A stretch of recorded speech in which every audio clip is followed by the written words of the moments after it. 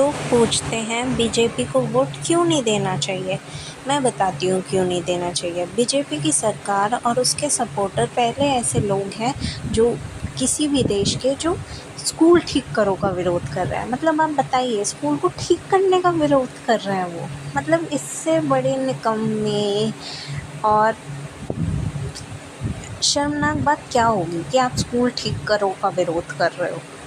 मतलब क्या बोल सकते हैं आप इसके बारे में। दूसरा पॉइंट, 850 करोड़ वो फॉरेन ट्रिप पे पिछले साल खर्च हुए हैं और उससे मिला क्या है? कुछ भी नहीं मिला। कभी कोई इतने खर्च करता है?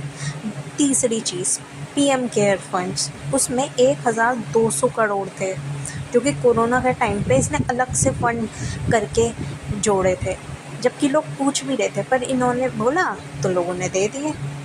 चौथी बात, जंगल, ऋषिकेश के जंगल तो काटे ही थे, उससे पहले अरावली, मैंग्रोव्स मुंबई के और देवदास, पर इनका पेट भरा नहीं। ऋषिकेश में जो प्रोटेस्ट हुआ था, अब ये काजीरंगा के भी काट रहे हैं जो कि इको सेंसिटिव एरिया है। मतलब कौन ऐसे ऑर्डर देता है, मुझे तो समझ ही नहीं आता है।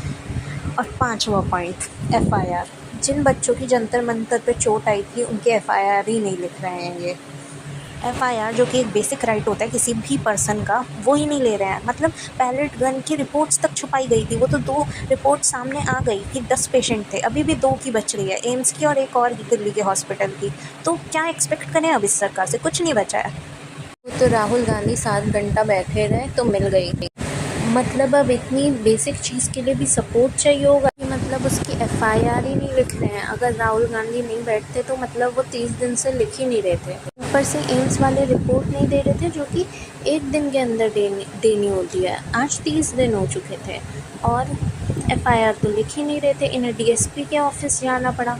तो राहुल गांधी जी आ गए, बैठ गए, तो 7 घंटे बाद लिखी है फिर भी एफआईआर। और आखिरी पॉइंट और सबसे खतरनाक पॉइंट, डिलिमिटेशन बिल, जिससे कि ये लोग पावर में आ जाएंगे। ये लोकसभा की सीट्स बढ़ाना चाहते हैं। अगर आप सोचो, लोकसभा की सीट अगर 1000 कर दी और राज्यसभा की सिर्फ 250 है, तो पहले अगर आपने लोकसभा की बढ़ा दी इतनी, तो कौन रोक लेगा इनको कॉन्स्टिट्यूशन चेंज करने से? कोई रोक ही नहीं पाएगा। साफ सीधी सी बात है। तो ये होना ही नहीं चाहिए, इसलिए अब बीजेपी को वोट नहीं दे सकते हैं।